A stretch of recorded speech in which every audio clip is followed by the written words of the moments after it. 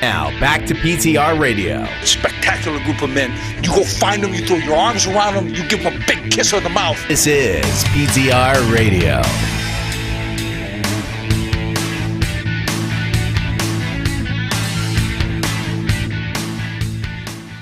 Good evening, everybody, and welcome to another edition of PTR Radio here on the fabulous interweb. Hopefully everybody's gearing up for Turkey Day. If you haven't started your turkey thawing out, you should probably get it out of the freezer tonight. Colin just went away again. What did he do? Just a second. Okay. He hit, never mind. He hit the privacy filter. I used my camera. It didn't go away. He didn't. He doesn't want us to see him changing into his bedazzled onesie.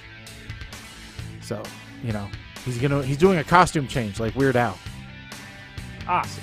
You know. Speaking of Weird Al, towards the end of the show, during the last half hour, you'll hear us review Weird, the Al Yankovic story, during our double feature movie review, along with the, I would say, probably the quintessential Nick Cage movie, Jiu-Jitsu. It's as Nick Cage as you can Nick Cage. So, look forward to that in the... like I said, in about an hour and a half. But before that, we have lots to get to. And if you want to get in touch with the show, don't forget you can check us out on all the social medias at PTR Radio on Facebook, Twitter, Twitch, YouTube, and the Instagram. So you can follow along at home. Also, don't forget PTRradio.com is the website where you can subscribe to the podcast and check out all of our beautiful faces. All right. For once, I didn't forget to do all those introductions.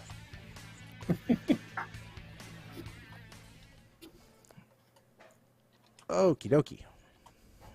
So, first things first, into the show tonight, following up on a story we talked about during the last show, Velma Dinkley is in the news again.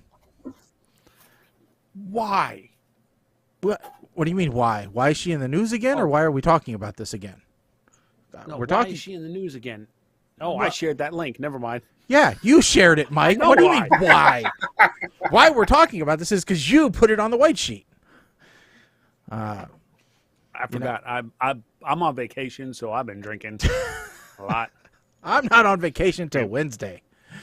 In preparation for holiday with the family, I had to start diluting my personality now.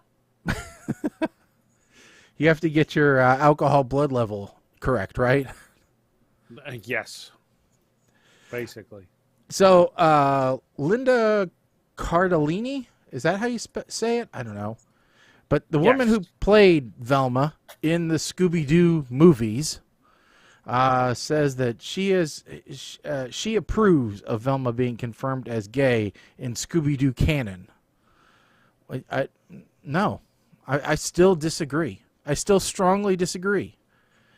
As I told another boss at work today, I'm entitled to my opinion, and I disagree with what you say.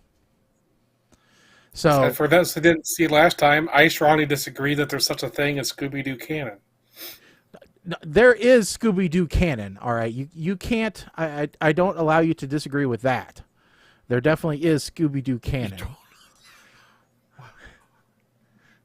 No, you've been denied the right to disagree with Scooby-Doo canon. I'm just going to sit here and let you two go at it, because I'm not getting in the middle of this one. Hell no. I mean, if there can be Star Wars canon with as many sequels, prequels, and side quests as that is... No, because most of that has already been thrown out, so it's no longer canon. You know, but anyway, so decades of books, no longer canon. You know, but no, I still disagree, you know, about that.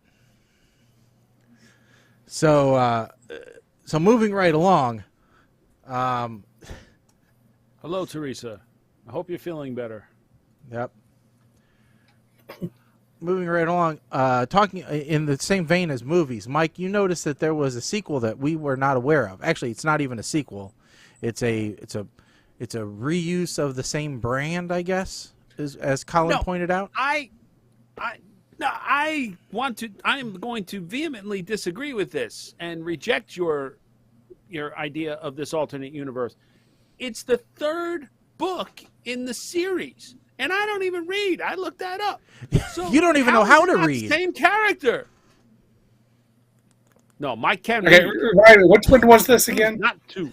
This is Fletch. Confess Fletch. Fletch. Right. So, according to the people making the movie, they are doing a Fletch movie, which is based off of the books. It has nothing to do with the Chevy Chase Fletch character, which has very little to do with the original character in the books, according to them. Yeah, but if you listen to the people who read the read the books and then watch movies, very little movies have anything to do with the books that they're based on. Right. I am going to curse in their general direction because you can't make a third Fletch movie based on the third book in the series and tell me that they're not related to the first and second. And I'm not aiming this at you. I'm aiming this at the jackasses that made this movie. Because there's no logical sense. I mean, James Bond actually makes money. This was direct to video. I don't even know that it made it to a video. I think it was direct to stream. We don't even have videos anymore. It's not like Blockbuster could make money off of this. So, I mean, who the hell? James Bond is a multi-billion-dollar international franchise. This is Fletch. I could go to a millennial and say, who is James Bond? And they would know. If I went to a millennial and said, who is Fletch? They'd go, I don't, who, what? I don't Fletch, know. Is that he's cool the guy down the term? corner I get my weed from. That's who Fletch is. You know, Exactly. they wouldn't have a clue. Someone liked the books to decide they wanted to make a Fletch movie. And they noticed that Chevy Chase already did it. They looked at him and they said, well, that's not really Fletch. Let's make a new Fletch movie.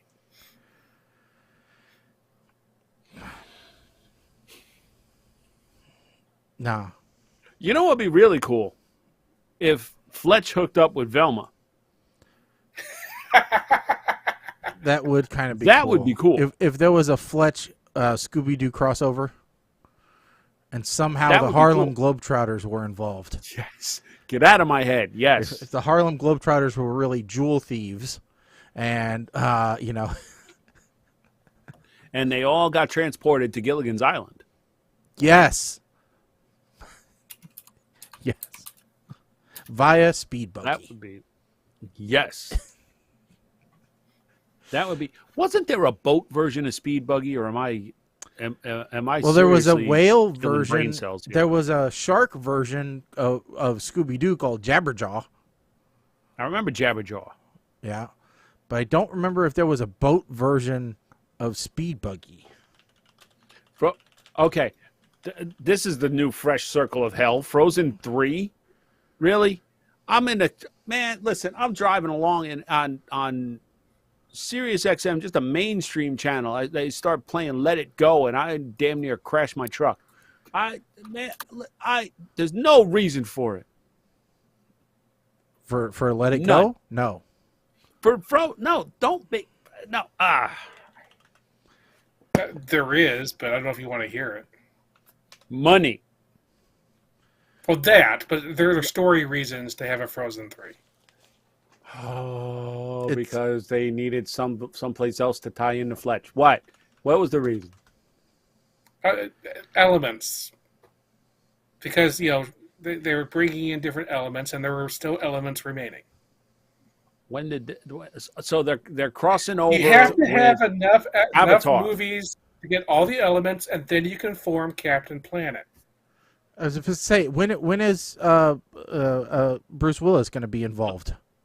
When is the last Airbender going to be involved? Bruce Wait, no, Captain Planet. As long as Captain Planet is the Don Cheadle version. Yes. Now that was I'm great. interested. Yeah. Okay. Now maybe you got me interested. That's a movie that I would actually pay to see. So I was actually going to ask the question: is the reason by any chance Bob Iger? But that is the amazing news that happened last night. I should have asked Yes, when are they going to bring in Mila Jovovich? But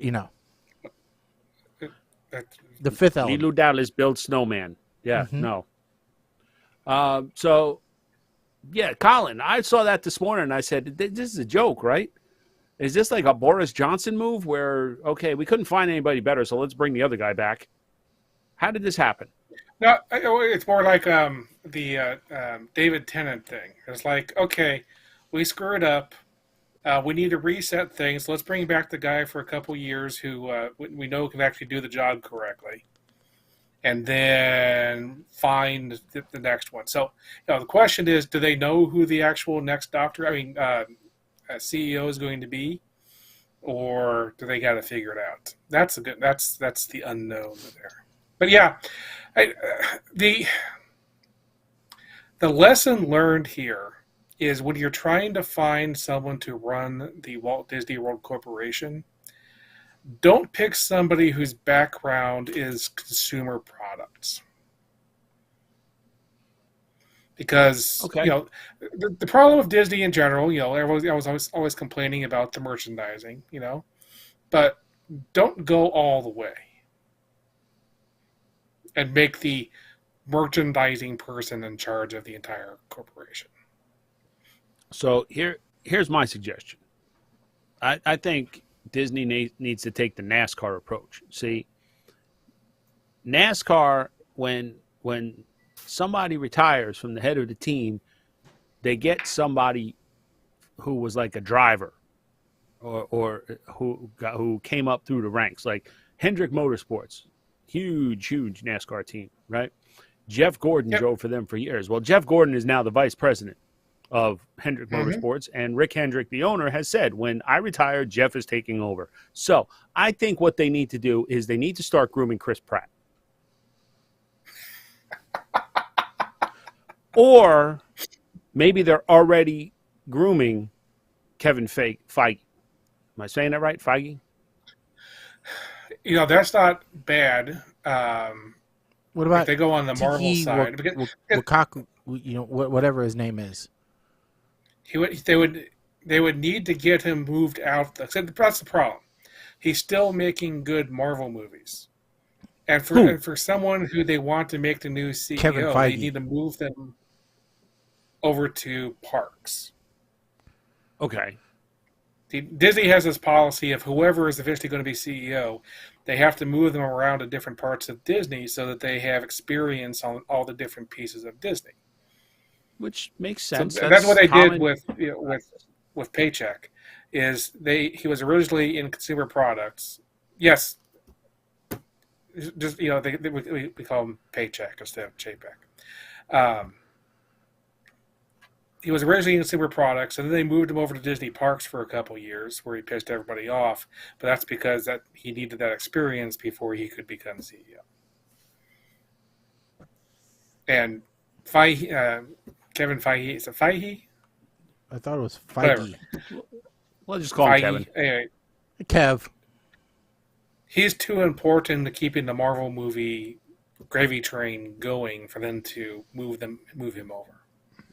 So I think Shaggy you might be onto something with Taika Waititi, because his last couple of outings I have not been that impressed by his, like, I'm going to say it. Thor: Love and Thunder was a steaming pile, and I can understand why Chris Hemsworth does not want to ever go back to the Thor franchise unless there's a big paycheck involved.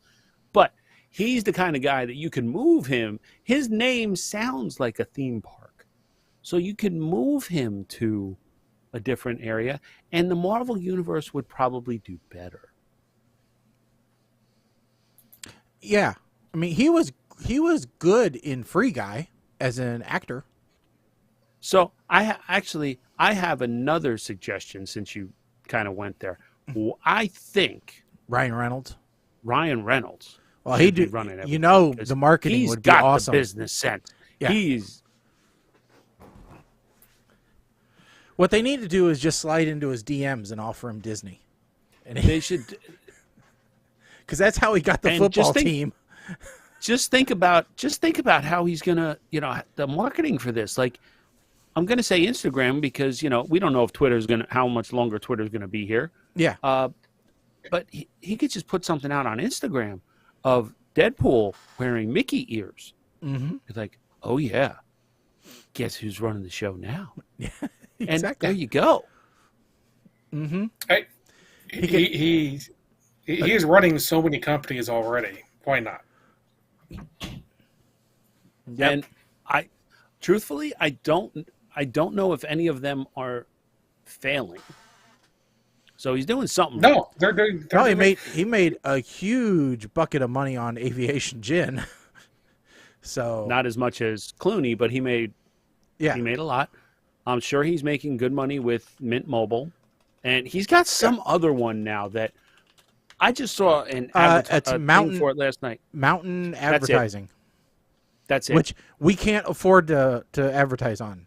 It's a minimum $10,000 to advertise on Mountain, which, granted, in advertising dollars is not that much for most companies.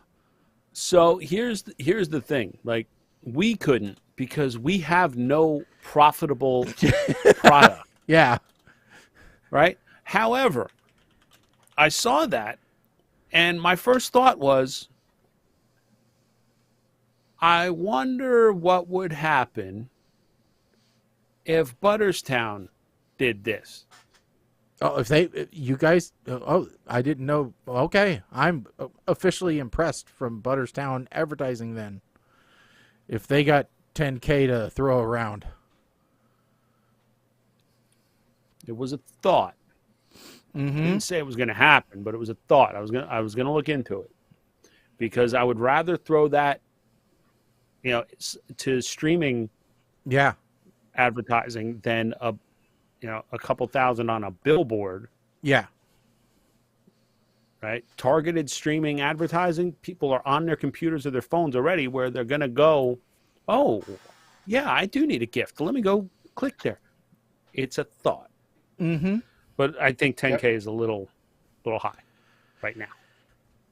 Yeah, the question is, can you handle 10K worth of business coming in all at once to pay for the advertising itself without ruining the reputation of the company in the first place? That is the balancing act. And depending on the mix of products, see, that's where it gets a little sketch. But yeah, that's the other factor.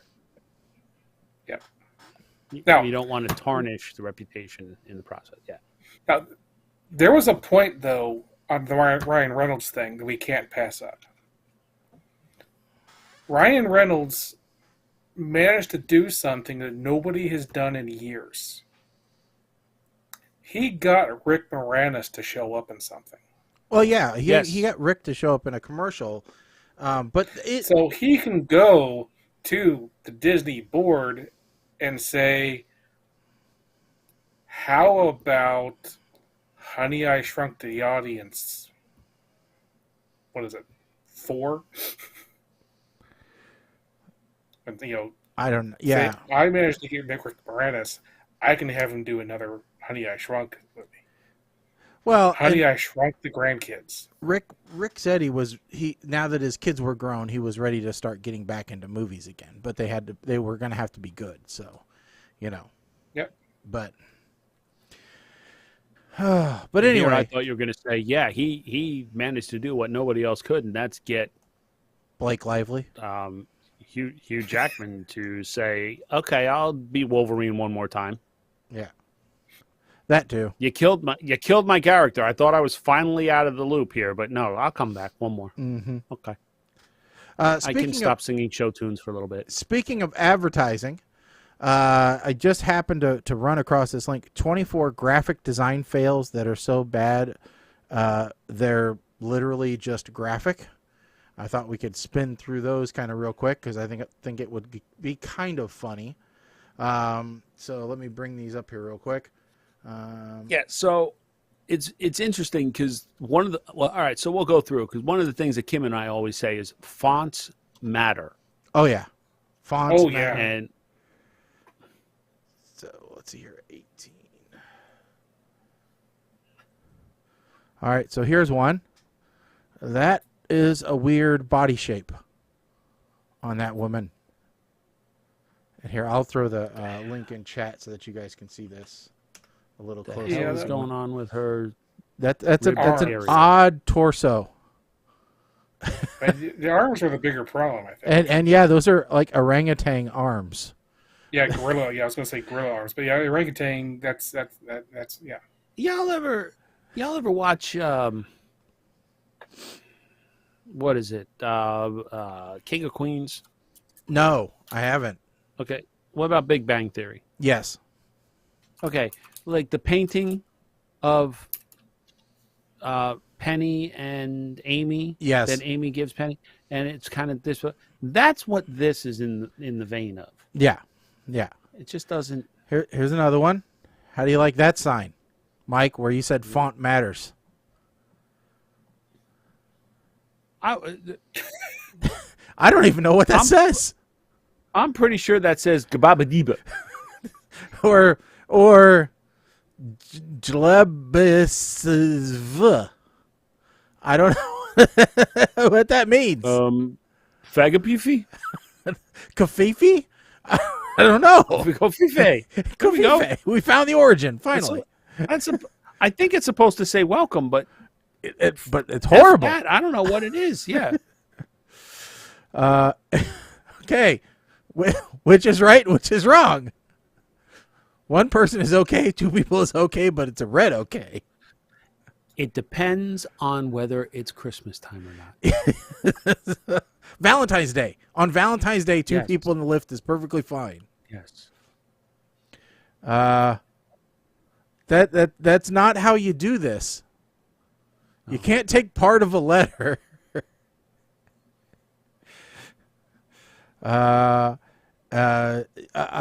Reet Kive Catter? Is that what that says?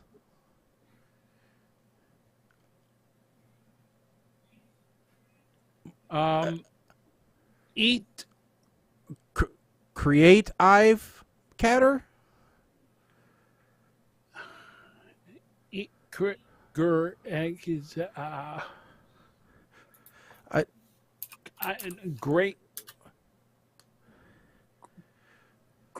catter liver.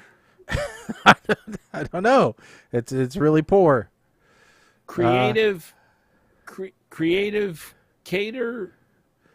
I think it's supposed to be creative cater, Creative something. but it's a very bad word wrap. Do you text while driving, or do you wait until you get to your destination?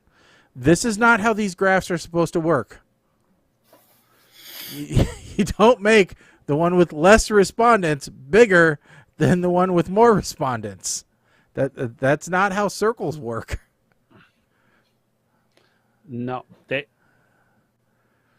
You don't That's just not pick, how puzzles work.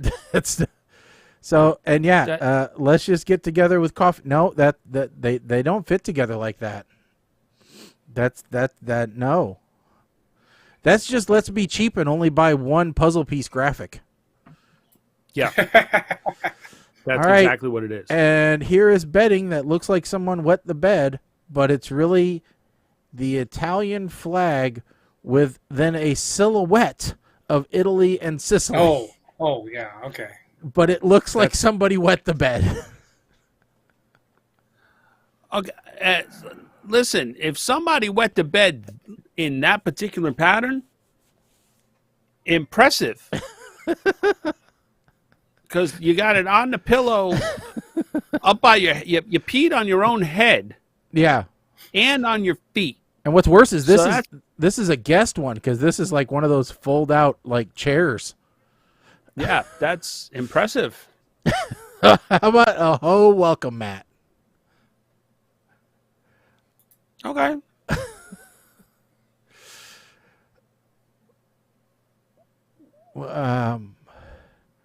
I don't really know what the we were was born, the world you were, I was born. It's like they were trying to It's like proofread it, but it's like when I was in high school and took photography and we did double exposures. You know, where you you keep the camera on the same frame, and you click it once, and then you click it again on that exact same set of film. Well, yeah, the old school where you're in Yeah. the background.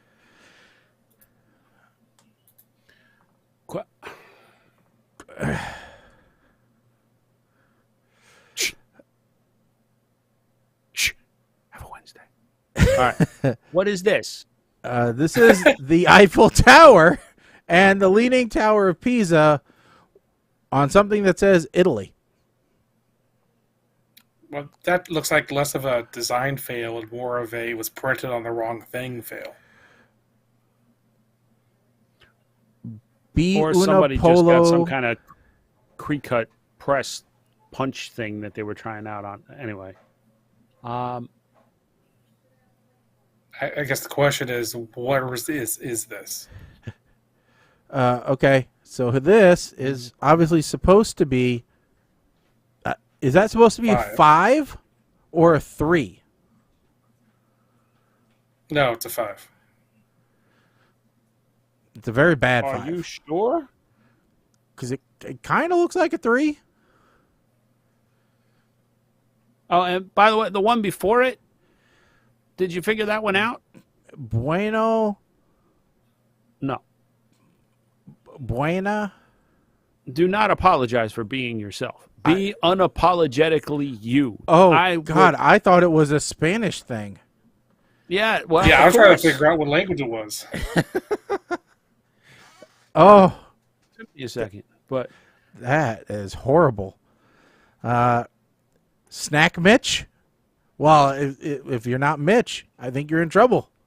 Only Mitches can buy ice cream. what kind of psychopath bites an ice cream cone on the side like that? That's the thing. Yeah, that's bad.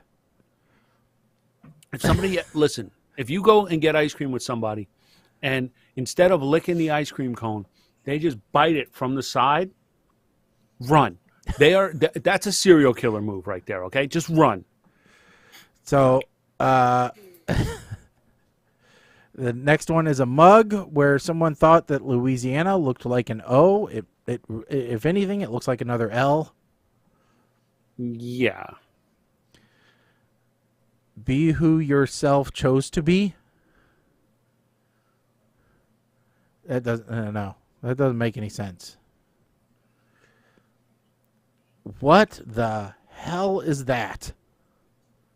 That's what the Daleks look like underneath the armor.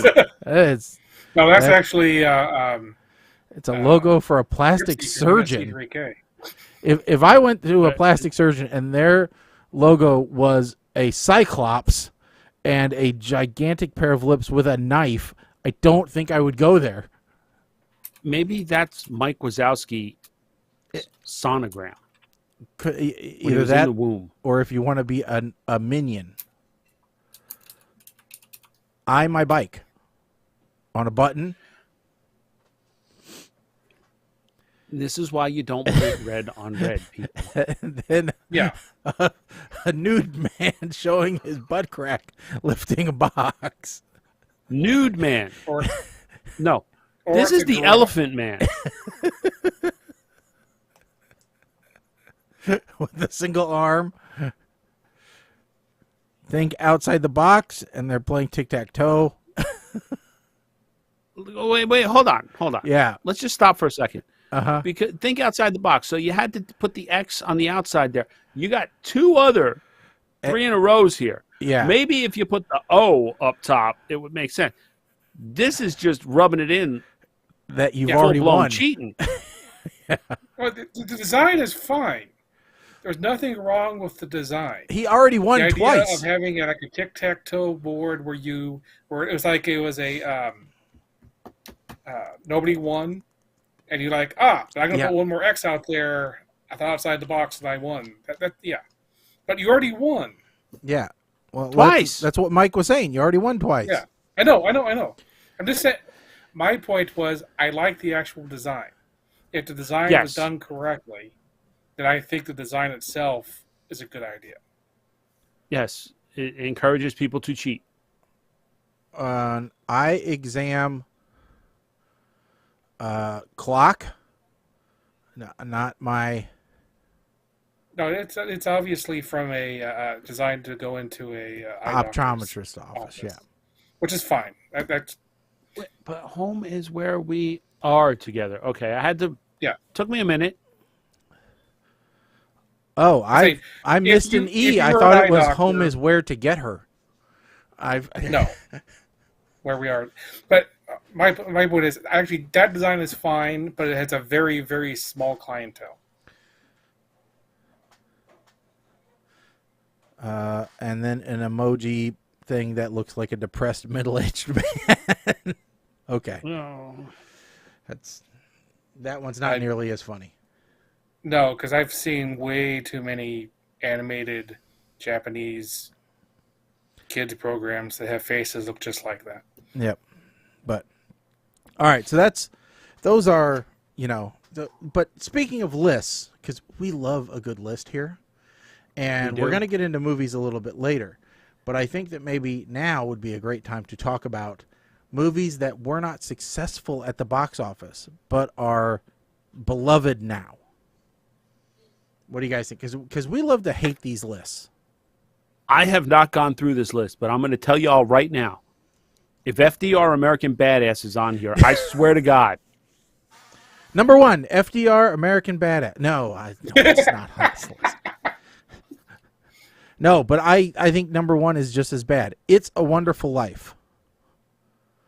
It was terrible at the box office, and now people love that movie, and I don't know why. Okay, so basically, all right, so we're talking about cult ones that had cult classic status. Okay. Yeah. All right. So It's a Wonderful Life from 1946. I just don't like that movie. I never got it. Never wanted to watch it. I know parts of it, and that's about it. I mean, I like it. I just think it's too long. Number 2, Clue. That's a movie that I like, that I'll watch. Yeah, that's a good movie. Okay, but had a budget. Here's the thing I don't like about Clue. Mm-hmm. They tried. It was a good effort. It was a good idea. It had never been done before. But I don't like the fact that they released it with 3 different endings. So depending on which theater you went to, the whole idea was to get people to go and see it multiple times. Yeah. And it obviously it failed because it just barely. Well, it didn't make back its budget. Its budget was $15 million, and it made $14.6 million. But if you look at aftermarket sales of VHS, DVD, rentals, all that other kind of stuff, it had to have exceeded its budget, probably 2 or 3 times. If you also look at royalties from TV playback and everything else, because there was a time where you couldn't turn on TBS and not see Clue. At any and when point they put in the it on day. TV, they pieced together the 3 endings. Yeah. At the end. So yeah, and how many people went out and bought the game after seeing the movie? Yeah, it's the case of how many people went to read the book after they saw the movie. I think that was probably one of the kind of thing. few adaptations of a board game that was successful as a movie. Now, not initially successful as this list says, but there was an actual real board game. Yeah. Just to clarify. Mm-hmm. Yes. Number 3. Now, this is a Bobcat Goldthwait movie that I have not watched, but I've heard about many times. Death to Smoochie. It's a dark comedy. This was not Bob Goldthwait. This was Robin Williams. I thought it was Bobcat. No, you're thinking of Shakes the Clown. Oh, okay. Yeah, Robin Williams, No, Jon Stewart, Danny DeVito. I mean, look, this has a great cast, and honestly, I think it gained status after, Robin Williams' star blew up. Well, it better have, because again, budget of $50 million only made $8.3 million at the box office, so it was a huge bomb. But dark comedies that's often not what are. I've seen. I've not seen it. Yeah, I haven't seen it. Either have I. Now here's another one that was a Uh-oh. TBS special, where you couldn't. And there was a point where you couldn't turn on TBS and not see this. Shawshank Redemption. Now this one barely made back its money. $25 million budget, made $28.8 million. And gosh, you know, my friend Andy, you know, there was this was This is just a great movie, though. yeah. It's long. It's horrendously long, but it's a good movie. And every second of the movie is vital. Yeah, you couldn't really cut much of it out. Number 5, The Thing from 1982.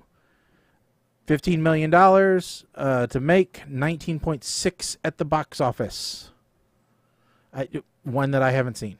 It's an all-time favorite horror movie, according to some people. Yeah, You know, I it saw is. it once. Now, here's another example of one that bombed at the box office, but is in regular rotation on television. Willy Wonka and the Chocolate Factory from 1971. Budget of $3 million, made $4 million. Now, if nothing else, the singing in it is really good. I mean, Gene Wilder wanted to do that film and had a specific way that he wanted Willy Wonka to dress, according to interviews that I've seen with him. You know, when he was leading up to that movie, when he got offered that role, he started to draw out the costume.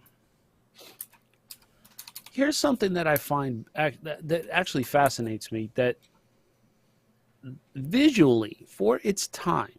Now, does it say when it came out? 71. 71. So, visually, this movie is spectacular.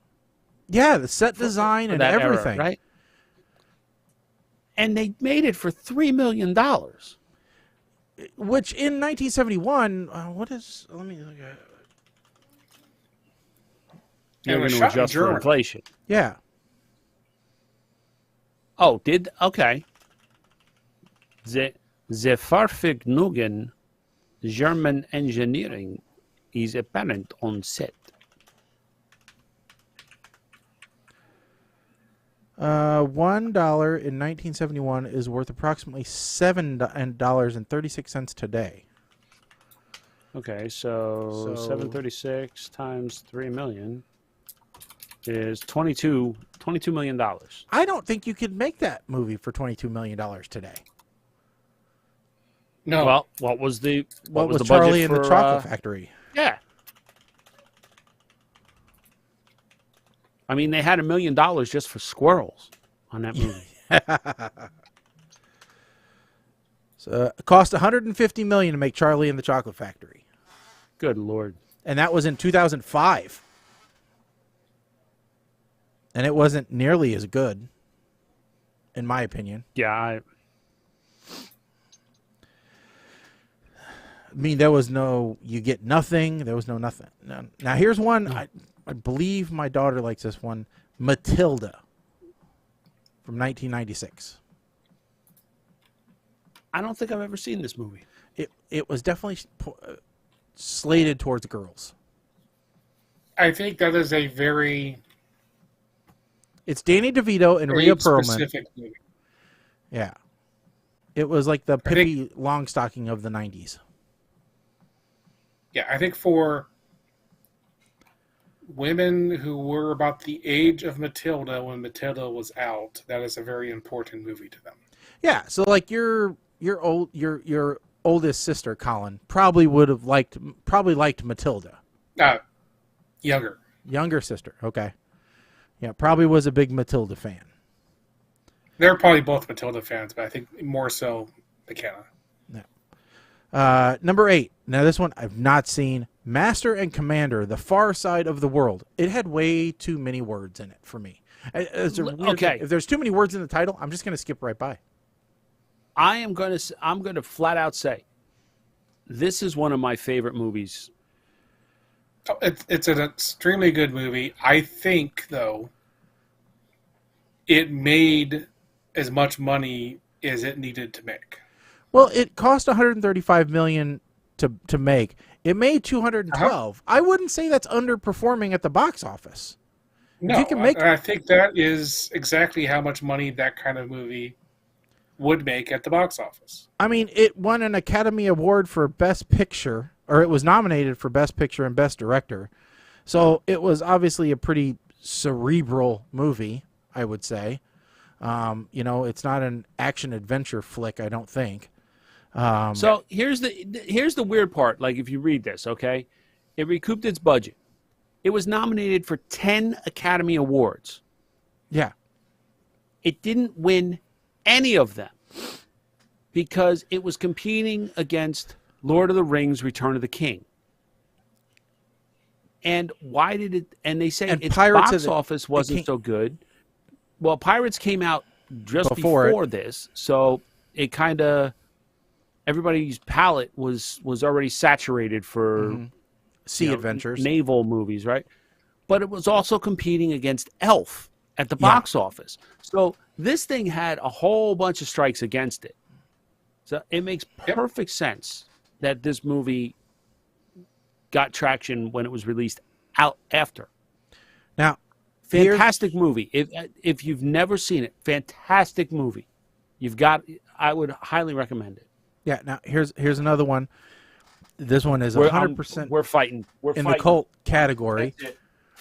I'm going to the Flamin' Hots. That's it. So The Princess Bride, they say, was an underperformer. Now I think this one again made exactly what it should have in the box office. Budget $15 million, made $31 million. It made its money back again, and it's a cheesy, comedy romance, because it's definitely comedy forward. All right, it's not even a rom-com with the romance forward. It's a com-rom, where it's comedy forward. It's super cheesy, and it made sense for it to be more video friendly than theater friendly. So my wife hates this movie. Okay. She hates The Princess Bride. Why? And I joke with her. Is she mostly dead? Well, I joke with her and I say, this is the kind of thing, be glad you hid this from me. Do you say inconceivable? That's what you should say. I would have walked away. I mean, that's how I love this movie. It's a make or break. She thinks Inigo Montoya is the stupidest thing in the world. I said, no, Inigo Montoya is the best thing in the world.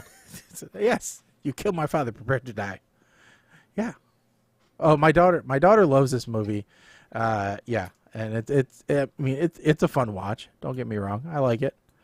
Next one. It is definitely I just want to say, yeah. Yes, it made double its money.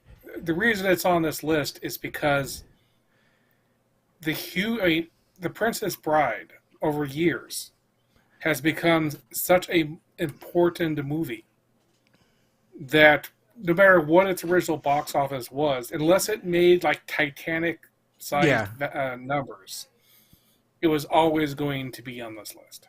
Yeah. Here's what I'm looking for. I am looking for the 4K 3D re-release of Princess Bride. Signed by Andre the Giant. No, I want it in IMAX so I can go see it in the theater. Anybody who's a fan of The Princess Bride, the book, amazingly enough, is even better. And the book about the making of The Princess Bride is not better than Princess Bride, but it's very, very good. Highly recommend it. So, especially in the audiobook form. The next one on the list, Galaxy Quest. Who wrote this? Who wrote this article? I want names. It's lifestyle section of Yahoo. But whoever wrote this article, you better sleep with one eye open, because this is... Galaxy Quest was a funny movie. I've got the documentary for Galaxy Quest. I just haven't watched it yet. But Galaxy Quest, another one that made double its money. Budget $45 million, box office $90.5 million. And it's a good, funny film. Next one, I haven't. I think when it came out, it did not have the same No, it was comedy. Yes, it was a comedy. Galaxy Quest has gained much more importance over the years since then. Yeah, the problem is it was sold as just a goofy comedy for kids, and whereas it was really a comedy aimed at adults. So you didn't get the audience that you should have had. Yeah. Okay, next one on the list. I have not seen this. The Big Lebowski. This one made 3 times its cost. $15 million, made $46 million. So, hold on.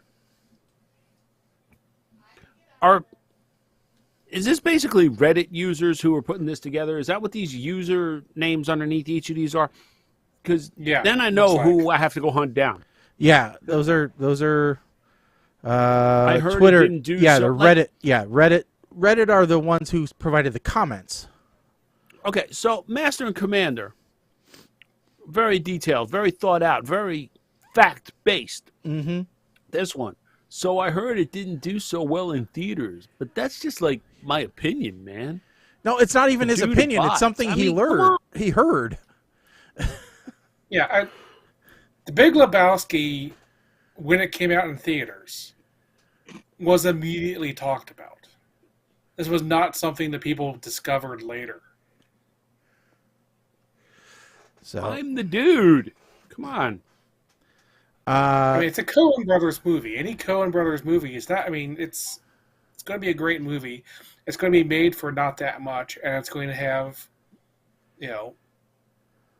it did really well. It made 3 times its budget. Was Raising Arizona a Coen Brothers movie as well? Mm-hmm. Okay, because they're very much in the same vein, and I don't know. Who knows? Raising Arizona might be down here later on. Who knows? So next one's Treasure Planet. Now, I actually watched that one. I thought it was okay. It's okay. It definitely does not deserve to be on this list. It is not a movie that got a I don't think it got a cult following. Now, the next one, again, another Robin Williams film, Hook. Now, I didn't think it was a flop at the box office, but evidently it's only got a 29 on Rotten Tomatoes. Yeah, it flopped critically. I don't think it was. It had good word of mouth at the time. I found over the years watching it, it is much better than we thought it was at the time. Next up, Dragonheart. This is one I believe I saw in the theaters. That was a bad movie when it came out. It continues to be a bad movie now. They have made about a dozen sequels, though. Next up, Stranger Than Fiction, a Will Ferrell film. I don't know what that is. I haven't watched it. That one is quite. How can I explain it? All right, so the high level plot is that Will Ferrell is actually the character in a book that Emma Thompson is writing, and as she writes the book, it affects his life. It's interesting in like a Truman Show type vein. Okay. It's not bad, but it's actually it's a little weird trying to see Will Ferrell do something serious. Well, yeah. It was like when we saw Eternal Sunshine of a Spotless Mind. You know? Great movie. So we're at the point in this particular list where it is now just degenerating to movies that the person who created this list rather likes that nobody else did. Yeah. Okay. So we're gonna go quickly through these. So Equilibrium, a 2002 film. I never saw it. Never saw it. Nope. Next one, Waterworld. Okay. Nobody looks back on that movie fondly. I think I love that movie. I think it's great. I stand corrected. Dances with Wolves on Water evidently does have at least one follower. I will say I rather liked Waterworld more than I think many people did, but it is not a movie that I'm like, I need to go watch it again. No, I don't purposely go seek it out. But if it's on, I can't look away. So maybe it's like a train wreck. I don't know. Children of Men? Men. Never saw it. Another underrated. I agree that this is an underrated movie. Lucky Number Slevin. Refuse to watch it because I hate the fact that Slevin is. Never watched it. Sorry, can't do it. Can't The do Nice- it. You might as well. The Nice Guys. Nah, didn't watch it. Nope. The Last Duel. Nope. Don't like period pieces. Nope. No. And that's it. Well, I like period pieces, but no. Oh, so. All right. Speaking and you know, we talked about there was a couple of them were sequels. So we'll round out this movie talk. Yes. Some movies just need a second chance. I hated Monty Python and the Holy Grail at the theater. I wasn't in the mood for a cow being thrown off the castle. Hated The Big Lebowski in the theater. Now I really like it. Some things need time to grow on you. I will agree with that. Yeah. But the difference is I will some say things Big grow. Lebowski is one of my all-time favorite movies. If I was creating a list like this, I would put Big Lebowski on there instead of the dude. See, the difference is some movies will grow like morning glories to cover and embrace you. You know, beautiful flowers that bloom every day for you to start your day off with it. And some things grow on you like a damn flesh-eating bacteria that you kind of want to escape it, but the only way to do it is to cut the damn limb off. So So I'll be the first to admit, Monty Python and the Holy Grail, I don't get it. Maybe because it's British. I don't know. I've tried. I just don't. But that's me. Speaking of one that's going to be a coin flip on which one it is, flesh-eating disease or morning glory, The Princess Diaries 3 has been announced. And Anne Hathaway has said that while she isn't signed currently, she would love to be in it. I didn't even know that there was a second one. How bad is that? Oh, Chris Pine was in the second one. How could you not know? I thought you loved all the Chris's. Do you know I was today years old when I found out that his father was Sergeant Couture on Chips? So was I. Like his father, I didn't know that. Yeah. So, so the question is, would Julie Andrews come back? I think the bigger question is, do we need her? You always need her. And then we also need, I don't know what her name is anymore, because I think, didn't she change her name to what the black, it's not Aisha, but what the hell's her name? Her black friend.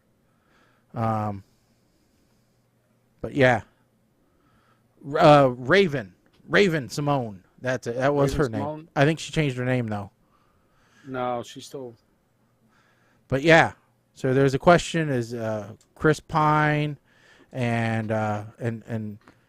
And so yeah, because at the end of the movie, Anne Hathaway and Chris Pine were an item. So you know. Okay, see, I don't like this. When I'm reading through the article here, because they've got tweet reactions from people, and Dan, I'm not gonna give you the satisfaction of saying your name. Says we got Hocus Pocus 2, Princess Diaries 3 just got announced. Freaky Friday 2 might be happening. The world is healing, and then there's a GIF with Olivia Wilde, Mark Ruffalo, and who's that documentary guy that makes me want to shoot myself here? The Fahrenheit 9/11 guy. That guy, yes. Yeah, who is that? That guy. I can't remember his name. Yeah, that guy. Bill O'Reilly. No, that's not his name. Now I gotta look it up. It is Michael Moore. That's him. Thank God I Google can remember the name understands of his bad first spelling. movie, but that was Yes. Yeah, but yeah, there's some interesting posts on there for sure. And Dan is an interesting character according to their Twitter feed. Oh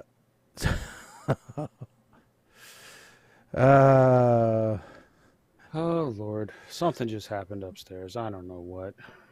Did you hear a big bang? Oh no, there's yelling bark? and somebody's getting in trouble. Oh, but it's not directed Let's towards find the out. floor, right? So it's not you? No, it's not me. Okay. So the short answer, short background here.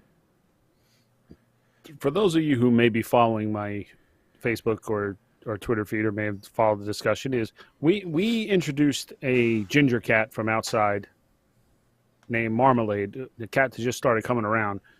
She's fully integrated into the house at this point in time, and little bitch likes to sleep like I'm by my feet on the bed, which is a problem for me. But I digress. Mm-hmm. We TNR'd another cat from the neighborhood, also a ginger. What? Okay. His name is Mr. For those of us unfamiliar, what is TNR? Trap, neuter, and return. Okay. The idea was it's a stray. You don't know how friendly it's going to be, so you trap them, you take them, you get them fixed. This way you don't have kittens running around. Mm-hmm. It's basically the most humane way to deal with a feral cat population. Right. Okay. Now, this cat, after he was TNR'd, started like hanging out on the front porch, looking in the door. Once his I'm balls like, back. I said, look, this cannot happen because because an orange cat hanging out on the front porch, everybody can see that. I don't want to be that house. So Kim got him hanging on the back. Well, long story short, that cat's now inside.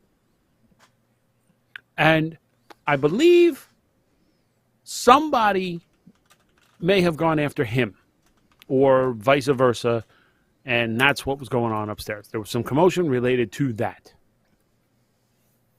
So I'm eagerly awaiting to see what my wife replies back with what happened. I heard her yelling at somebody and possibly throwing them into a room. I don't know where. I understand, Mike. That being said, makes sense. I do not. So Princess Bride.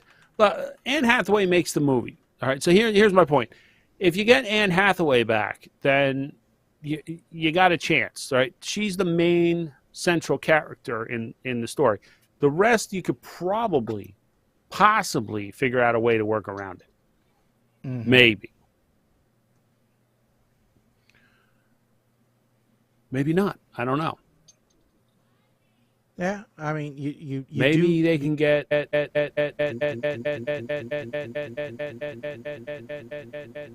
what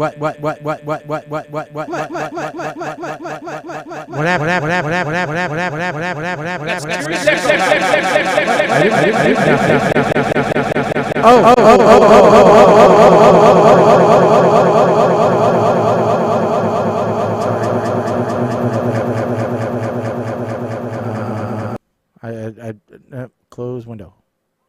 Exit, close. All right, there. No window. No echo. I was like, did anybody else? Was anybody else hearing that, or was it me? I felt a little Inceptionist right there for a second. Sorry. Go ahead. I was trying to get something to play, but that's all right. Go ahead. I have no idea what the hell I was saying now. I don't. Yeah. I muted myself just in case I was the one doing it. No, It was me. It was me. Mike said "cat in the house," and it made me think of something, and so then I wanted to play it, but then never mind. Do you pay extra? Yes. Yes. Yeah. We pay extra for those, and donations can be made to the Feed Mike Fund or possibly the Human Fund. Not the Human League. Not the Human League. They don't need your money. Human League. Yeah. So I was just talking to my parents about this last week, and the other article you shared was 27 habits, another list, but not movie related. Yeah. 27 habits people picked up during the pandemic. Yeah, that Now, they decided I had to make this permanent. conversation with my parents Yep. because I said, look, you guys don't do anything. So, and you're just dealing with yourselves 24/7. You don't socialize. You don't go anywhere. This is bad. And I said, look, I know COVID kind of contributed to this, but you need to go out there. And Kim was riding them harder than I was. I was trying to be diplomatic, but like, you need to go out and you need to start doing stuff. You need to start socializing. Go to the senior center, do something. So it's not just older folks, it's everybody. COVID, just had this conversation that COVID made it easy for you to not go out and socialize. You had that excuse. Well, But and for now people, we're seeing after effects. For people that were homebodies, it just reinforced that and made it worse. You know, which my Yeah. wife, and to some degree, we don't mind staying at home, but it doesn't. But I do get a little bit not claustrophobic, but I do get bored being at home all the time. She doesn't have a problem with that, and so it's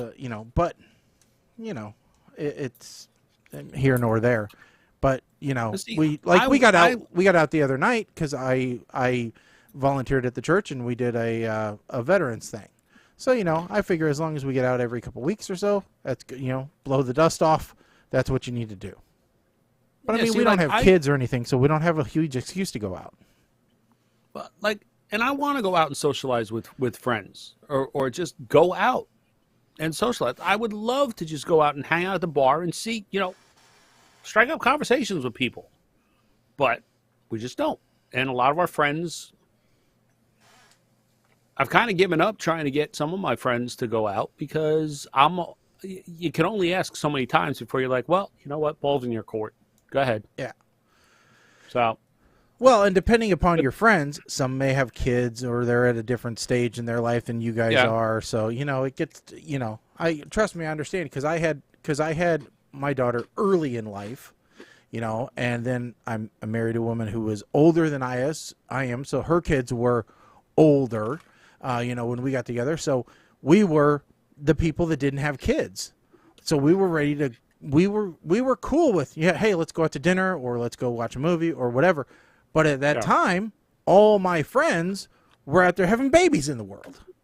And so it's like, when I was in high school and I had, or just out of high school in college and I had my daughter and they were out there, going, cool, we're going out to the bar or we're going to dinner or whatever. I'm like, I got my daughter. I'm staying home tonight because I got her. And then, it just flip-flopped later on. But, and I don't regret anything that's happened. It's just now I get to rub it in their face and go, ha, old person. Now you got to try and keep up with, a young kid when you're old and your knees hurt. Meanwhile, me, all I got to do is keep up with grandkids sometimes and I can send their butt home. So, it's a lot easier. Friends of ours are still having babies. No, I don't. No babies. No babies. So let's talk about this list. It's 27 things. We don't have to go through all of them, but no. But the first one talks about how somebody started FaceTiming their family, and they actually learned how to crochet from their grandma. Cool. Learn skills from your family. That's awesome. And the fact that grandma learned how to FaceTime is really cool. Especially if there's a distance involved. That's a great thing to learn how to do. I wish my grandma had learned how to do that. It would have made staying in touch with her since she was in Alabama a little bit easier. But that wasn't going to happen.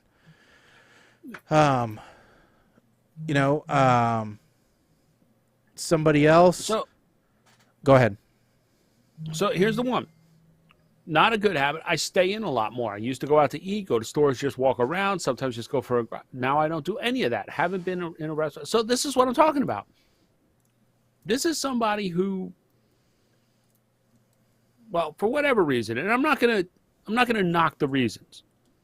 All right, everybody's entitled to do whatever's going to make them feel safe. Mm-hmm. Okay. If you choose to do that, that's fine. But at some point, you've got to break out of that, and it concerns me that people are still stuck in that mode where the less I have to be around people, the better. Yeah, I mean, we adopted Penny, and the person who gave her to us was nice enough to give us a harness of hers to bring Penny home with. Well, a couple of weeks later, we bought Penny a new harness, and so we thought, well, you know what? We'll return the one that we had got from the lady. Well, we got her 45 minutes away. So we just decided, well, you know what? We'll make a road trip out of it just to get out of the house for a while. We took the dogs with us, and we just took a Sunday drive, if you will. And so, we took an hour. It was almost like a 2-hour round trip drive, just us and the dogs, just to get out of the house for a little while. Yeah. So even if you just take a drive and go around, it's expensive at the cost of gas, but you don't even have to do that. Just go to a park and walk around, do something just to get out into the fresh air and out of your house for a bit. I do definitely believe in that. Next one. A lady says, I barely wear makeup anymore. All my makeup expired. I work from home. I have mascara for dates, but that's about it. I was a full glam girl every day before then. I agree. I barely wear makeup anymore. I mean, most of my stuff, I just threw it out. I don't see a need,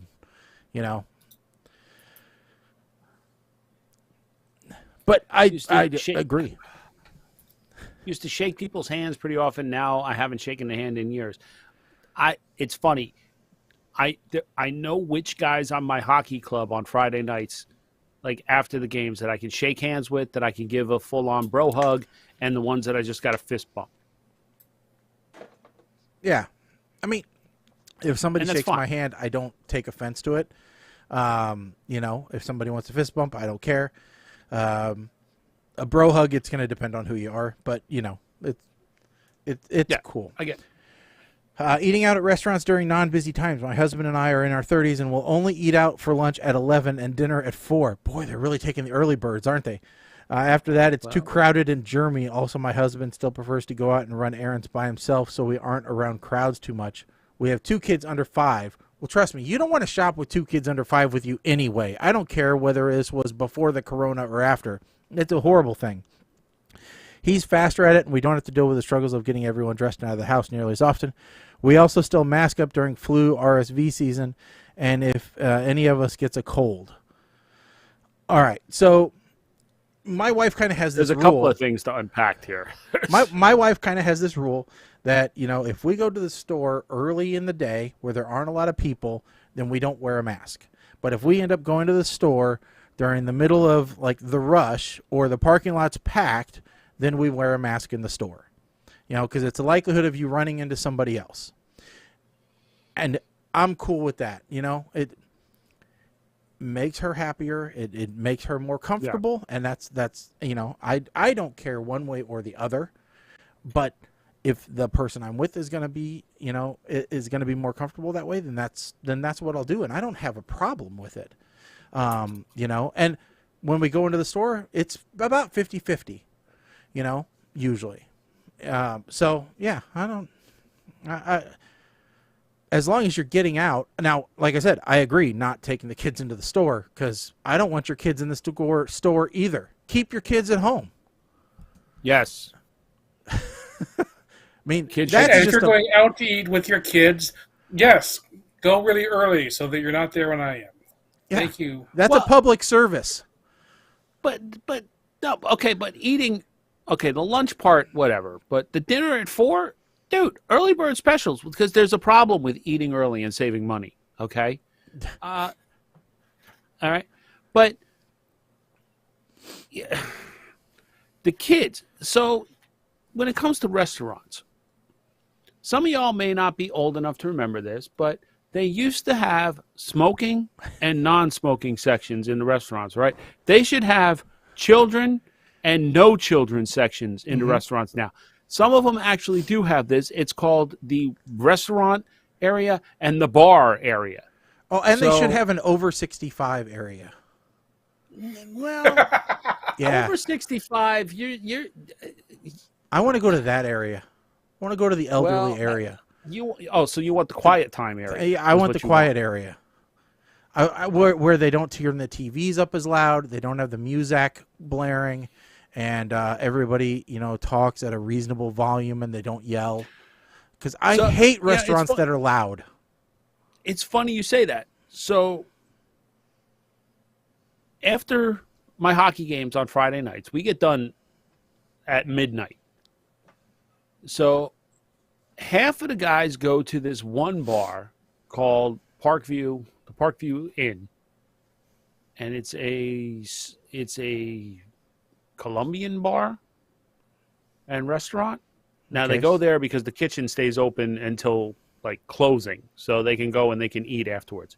And then half of us go to this other bar called Frenchie's, and Frenchie's is your dive bar, $2 draft beer in a plastic cup kind of place. My kind of place. Mm-hmm.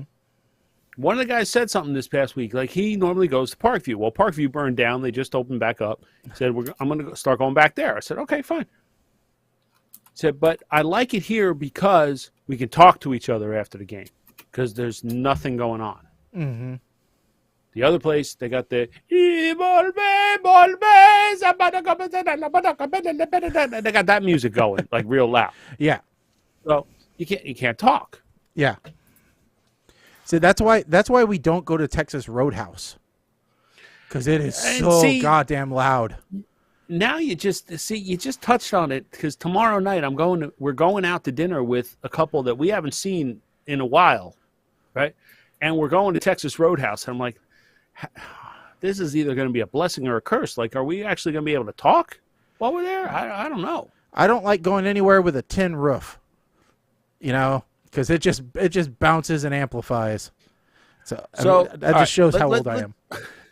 Let's jump through some of these. Buying 2 jars of instant coffee. You lost me at the word instant, okay?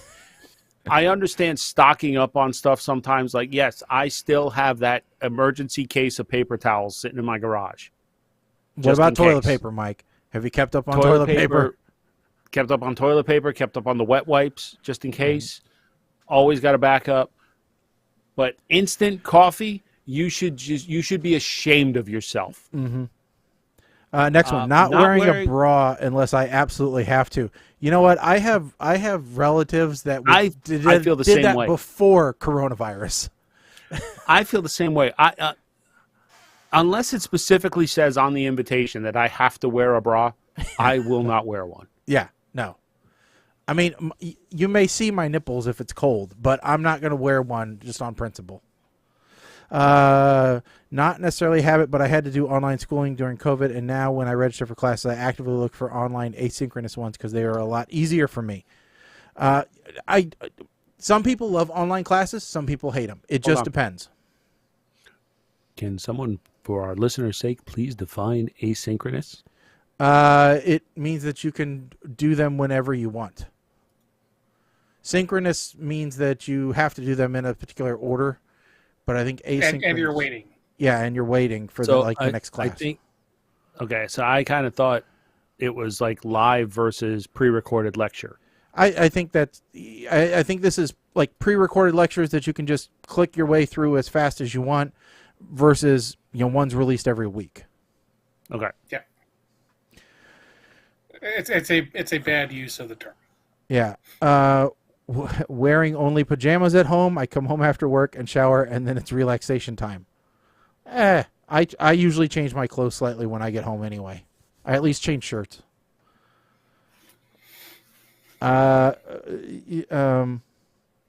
Becoming a movie snob.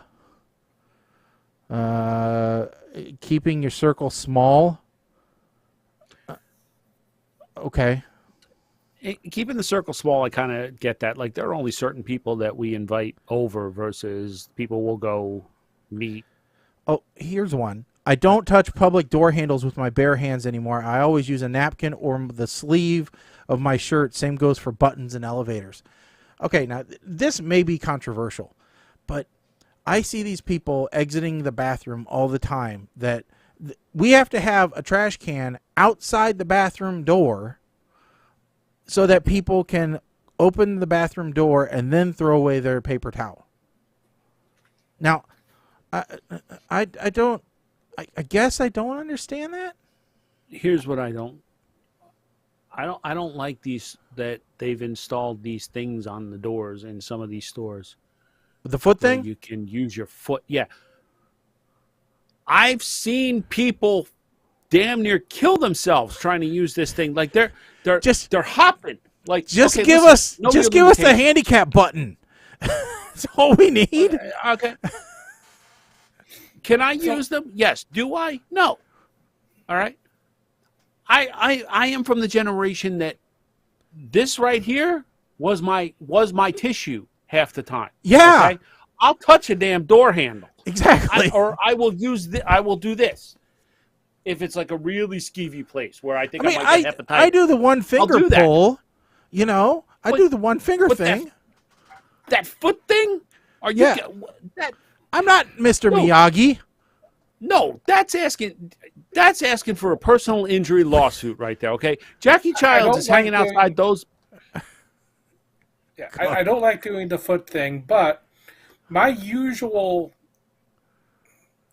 uniform, when I'm actually outside of the house, is I wear a T-shirt, and then I have a button-up shirt that I just wear like a jacket, not buttoned. And when I'm leaving a bathroom, I just reach down, grab the shirt tail. Oh, the shirt tail. You don't just tuck the sleeve. Tuck the sleeve. No, because it's short sleeves. I very rarely are wearing long sleeve shirts. I've just never seen anybody take the shirt that's tail what I do. and do it. Yeah, why not? It's hanging there. You reach down, you grab it, you open the door, you walk through, and you let go. It's simple. Remote pickup for groceries. Like, it's a feature. They offer it. I'm going to take them up on it. Flossing. They say flossing is a habit that they pick. A bad habit? No, it's a good habit. Do the flossing. Your dentist will appreciate it. Haven't been on an airplane since March 14th, 2020. Well, at the price of flights, I don't blame you. Get anxiety from large crowds. That was normal before. Pandemic forced me to stay single and not date after my divorce. Now I'm happily single and can't imagine bringing someone into my life permanently. Well, there are people that stay single forever. Yes. And they are happy to do that. I have several people I know who are happy to do that. One annoyingly posts on Facebook constantly about the single life and how happy he is that he's single. And I can't stand it. I've muted him. I have unfriended someone who was happily single, but I know damn well that they were burning up Tinder like they were a freaking Boy Scout camp. I swear to God. Okay, so you're not happily single. Okay, you are delightfully promiscuous. Yeah. I had to be careful because I don't want to reveal a gender here, right? Oh, he could be a man slut. It's all right. There's a difference there, okay? You can't go around like, yes, I don't want to be in a relationship because I'm happily single. No, you're not. You're Charlie freaking Harper here, bringing home a different skank every night. Don't say, I'm perfectly happy being single, giggity, giggity. Giggity, giggity. Oh, yeah. But it's 25 here. Sleeping in. I used to wake up super early and have a productive mornings before going about my day. Since the pandemic, I put everything off as much as possible. Snooze is my BFF. Well, yeah, if you figure out you can get a few more hours of sleep, you do. My work from home days are great. I get an extra 45 minutes. Who doesn't love a little bit more time in dreamland? Especially when you don't have a meeting that day. So, I don't know about your office, Shag, but in our office, we almost never turn cameras on. I make a point to actually turn my camera on because I think it promotes a better environment. You don't lose that face-to-face communication, and you know someone's paying attention. You know, like you can't just be doing whatever. If you can catch somebody if they're trying to multitask and everything else, which most of the time I am, but you know it doesn't. At least you can catch them. So, plus I just think it promotes better community. So, but that's just me. Not everybody appeals to it. Now I do turn it off if I get breakfast delivered or something, because nobody wants to watch me eat. It depends on if I'm with an internal or external. Like my external customers, they don't put their cameras on, so I don't feel obligated to. Internal, we don't actually use Zoom, so we use Teams. Yeah, and we use Teams and WebEx. We're not required to because they don't provide a webcam. We 99% of the time we don't. Yeah, we don't have to. It's you can always tell who the vice president level and above are because they have cameras on. Yeah. So.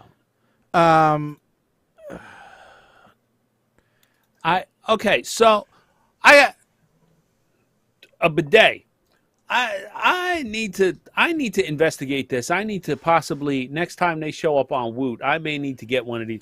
Because that seems, I am not sure about this one. I've thought about the same thing. I've thought about putting one in down here.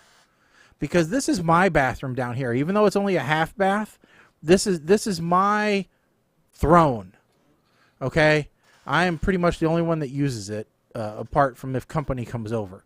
But I have an electrical outlet right on the other side of the bathroom where the toilet is. I could easily hook it up, so then I wouldn't have to worry about hot water.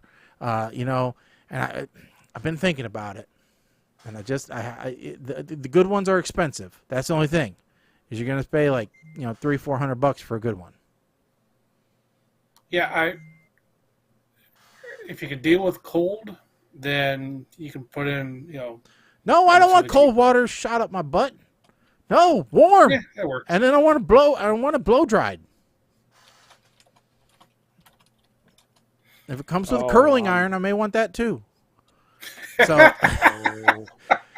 I'm starting trouble while I'm multitasking here. I'm starting trouble. You asking Kim if you can get a bidet for Christmas? No, this is even better. So, what the hell? Nobody from my club listens to the show.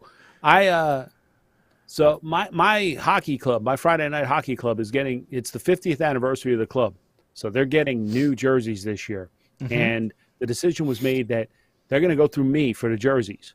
Now, I have submitted the draft design it's been in a couple of weeks now. Mm-hmm. And nobody's telling me if it's approved yet or not. And there was some debate about the actual crest on the jersey, because I had Carlos from Carlos and Isabel draw me up something when I didn't have anything from anybody else. And then all of a sudden the commissioner or the head guy's wife drew up something that I absolutely hated. So there was a whole big debate about this. Well, my partner that I'm working with to get the jerseys made, he's ordering sets for his club.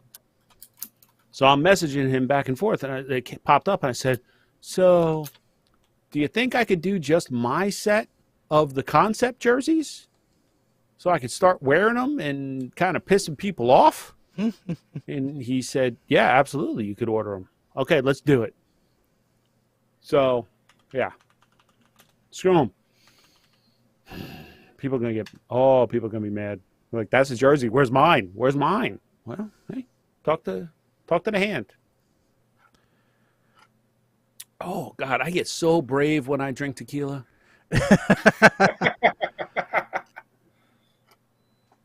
So here I'm looking at a heated bidet that has It's a heated seat, a warm air dryer, and instantly warm water. See, I just want the one that hooks in. I don't care if it's warm or cold or whatever. No, you will care if it's just cold. No, I think you will I play care if ice it's hockey. cold. Do you think I care? Yeah. Yes, I think you will care. You don't ice hockey naked.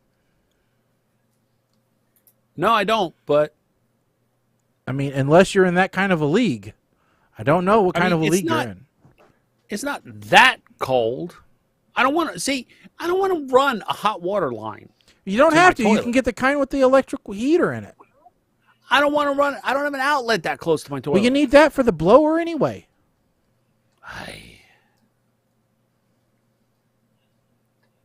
I know, you could just run an extension cord. Big orange cord. That's not funny. Toilet. That's not funny. No, it's hilarious. It's not just funny. It's hilarious. No, Yeah. no.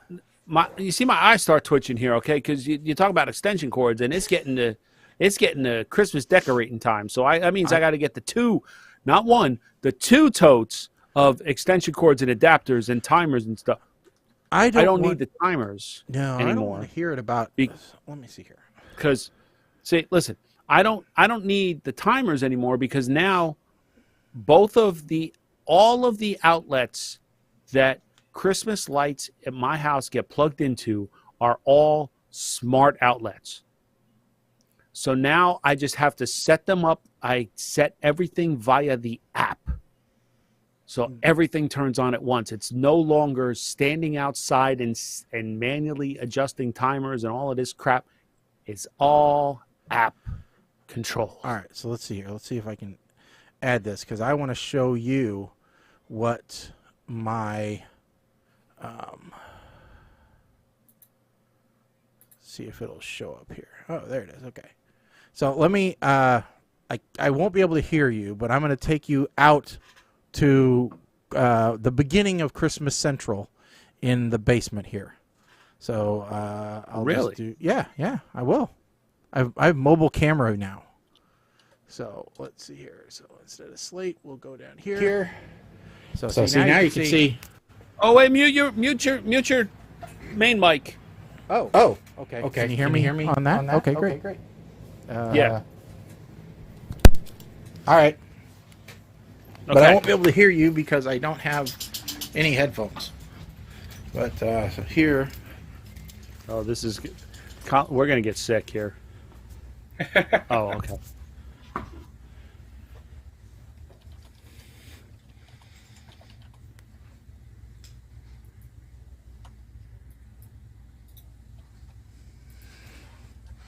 So that is Christmas Central.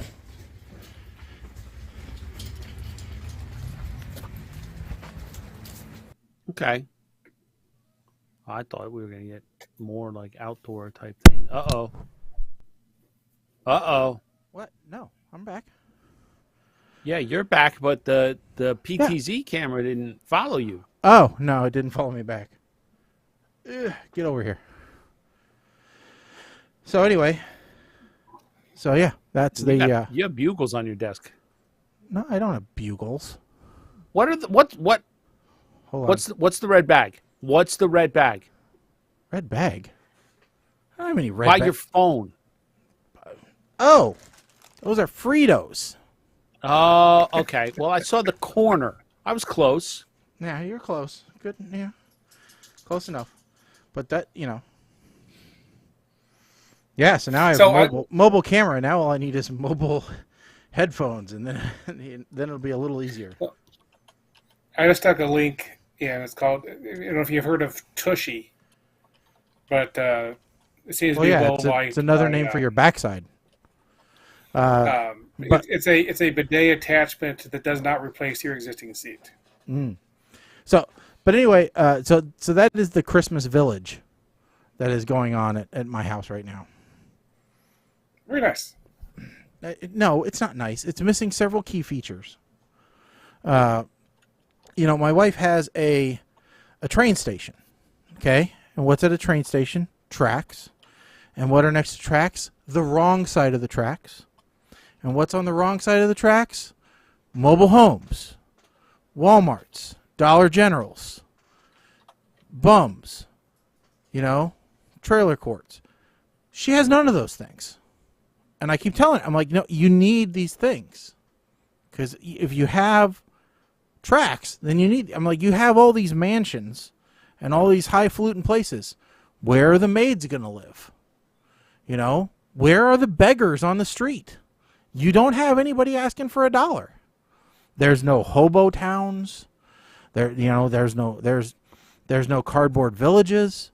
I'm like, you lack this portion of your town.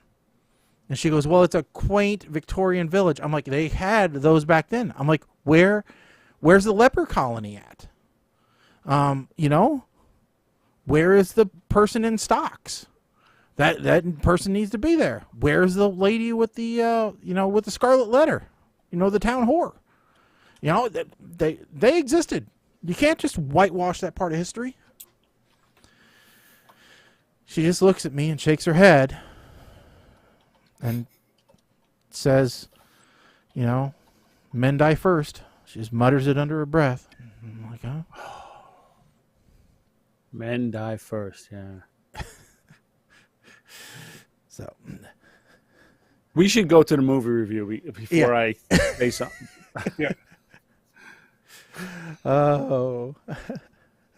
All right. So this week we have 2 movies to review. One is a very recent release that we talked about a little bit last week, which is called Weird, the Al Yankovic story. And the other one is called Jiu-Jitsu, which is a sci-fi Mortal Kombat ripoff. So which one would we like to discuss first? Mike, which one? Let's do Jiu-Jitsu first. I think so as well. All right. Colin, we will let you go first. Okay. So, back in 2020, some, let's see, people who do all the martial arts in movies, all the stunt people and stuff, kind of got together and they were like, let's make a movie together of just us doing stunts. And like, great. And then they found somebody to give them $25 million to make this movie of them just doing stunts. And then they're like, oh, well, we need people to watch this, so let's take $5 million of our $25 million budget, and let's go get Bruce Willis to be in the movie. Well, the problem is that, for whatever reason, Bruce Willis didn't respond back to their offer of $5 million to be in the movie. My guess is that, unfortunately, this is about the time when Bruce Willis was getting to that point of just that was not going to happen again. So, what do you do if you can't get Bruce Willis to be in your movie for 3 days? Answer: you get Nicolas Cage to do it instead. So, that's what this is. This is a movie of some special effects people, some stunt people doing stunts with terrible special effects. To the point of, there is this alien thing that they have to fight. Don't worry about it because they didn't seem to worry about it. But this alien every so often has this kind of reptilian face that shows up on its head every so often. And you think to yourself, well, that's kind of weird art. Well, the reason for that is a doodle that Nicolas Cage himself drew during lunch one day. And they decided they liked the doodle so much, they just decided to superimpose it over the head of the alien bad guy every so often. That's what they did. That is the extent of this movie. If you like watching stunt people doing stunts, here's a movie of stunt people doing stunts. There's not much else beyond that. I will say, what Nicolas Cage brought in the 3 days that he was on this movie is he is the only actual actor in the movie. So he brought in actual acting in the middle of the non-acting that all the stunt people were doing. And this is why stunt people are used to replace actors when things are too dangerous for the actors to do it. Not the other way around. I don't know what the heck do you give this thing. It is barely a movie. Belch. I'm going to call this a belch. It doesn't deserve a man. It's not a movie. Okay, I'll go next, and then Mike, you can clean up. All right, so if you've ever wondered what Nicolas Cage is like in real life, and is he as manic as he appears, this is the movie to find out. Because I have to figure that he just came in and played himself, because he is pretty much insane and just kind of does the Nicolas Cage standard voice and cadence and mannerisms and everything, plus a little bit of fighting, you know, and I'm crazy, but I'm not crazy, kind of thing, and that's him. So, you know, and then everybody else in the film does a good job of dying. You know, the plot behind this movie is there's a meteor that comes around every 6 years, and because of that meteor, there's a portal that opens in a temple that a being comes through to fight 9 people, and it doesn't matter whether the 9 people die or not. As long as they die trying, the bad guy goes back and doesn't kill everybody else. But if they don't die and they don't kill him, then he kills everything. Okay. But considering that he gets hurt by a machine gun, wouldn't a tank kill him? Because in the end, 2 grenades did a pretty good job. So I think a tank might do the job. So anyway, Colin said this is full of action, but the movie made me mad within the first 45 minutes because they kept changing the camera angle, and they went at one point to this stupid like Henry Danger first person view thing where you were like seeing everything through the eyes of Jake and all you saw were the hands, and then you went to a different view and it was really bad to watch because of the film. The perspective kept changing, and you would come out of like, okay, third party view, first person view, and then you went to an aerial shot straight down. It's like they said, hey, this would be cool as a first-year film student. Let's try this angle, and this angle, and this angle, and this angle, and then forgot what editing was. And that continuity of view is an important thing. And that just made me not like the rest of the damn movie, because it just made me mad. So I am going to give this one a verp. All right, Mike. Verp, huh? Yep.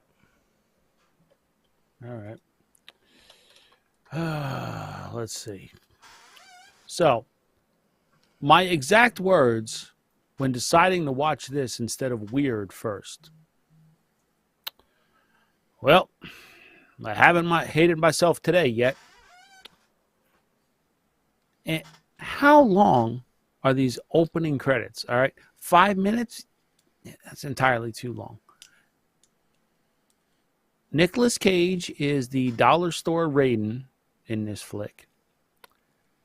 And everyone is wearing Spirit Halloween jumpsuits with the actual job title on them. I mean, I never saw an intelligence officer in the Army with the title intelligence officer right on the chest. during the rooftop fight scene at the base, I am hearing little man in my head screaming, "Shoot this MFer!" That, like, only the stormtroopers on the ground have guns and nobody can hit him, and nobody in this man's army can actually shoot. And now we go to the first-person view of the fight, which was like, what was it, Hardcore Harry? Was that the movie where everything was first-person and made you want to vomit? Because I wanted to vomit. And, oh, he put the camera down. No, he picked it back up. Okay.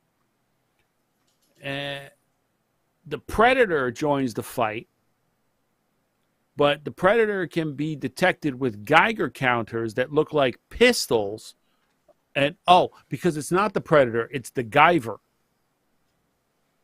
And the whole crew of mystical ninjas, the old age mutant ninja farts.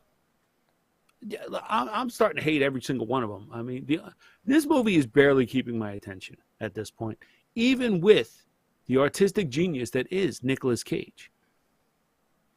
The only thing keeping this from getting a puke is the fact that the fight scenes are extremely well choreographed. Like, if you took these fight scenes and put them in a movie that had an actual plot, it would be phenomenal. So I'm going to give this a vert. All right. Now, next up, something completely different. So I will be very curious, knowing Colin's affinity for Weird Al. Colin, tell us what you thought of Weird, the Al Yankovic story. Yeah, actually, I was going to say maybe I should not go first because it's very clear. This is a Weird Al Yankovic movie, written by Weird Al Yankovic. It has Weird Al Yankovic in it,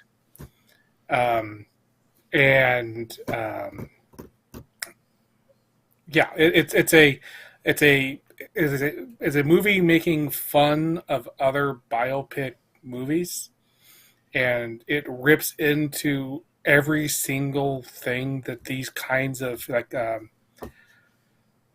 Freddie Mercury movie, just the things that those movies always do. This movie rips into all of them, and but at the same time, it's Weird Al, so it's mostly clean. They're just making it's. I'm just gonna give it a schnockys and let it go because I can't. I mean, it's a really good movie, and it's Weird Al, and then what else I can say about it? I'm more interested in what you two have to say than what I have to say. Well, first of all, I don't know what you're talking about, that this was a parody movie. It said in the beginning that it was 100% true and accurate.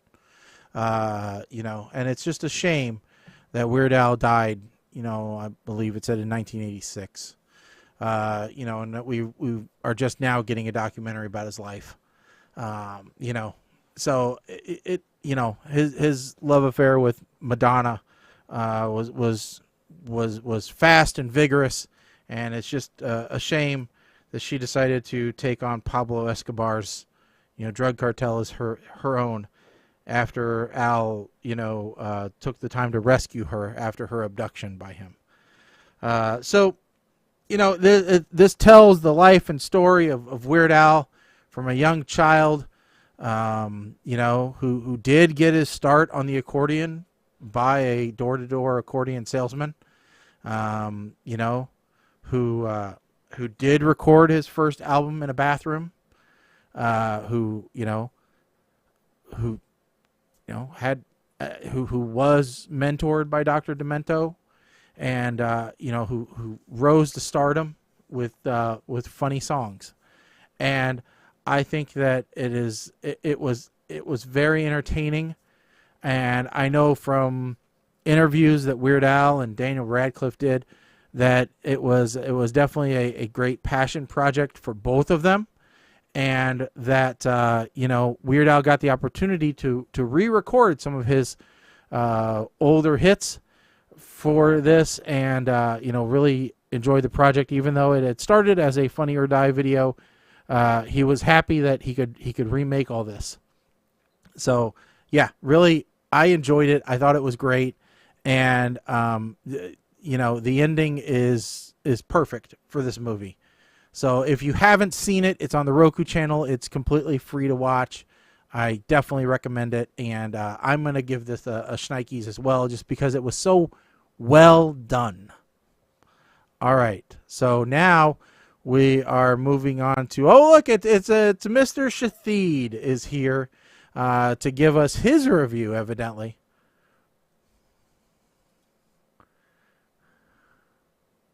Mr. Shathid, step in, because this movie bullshit.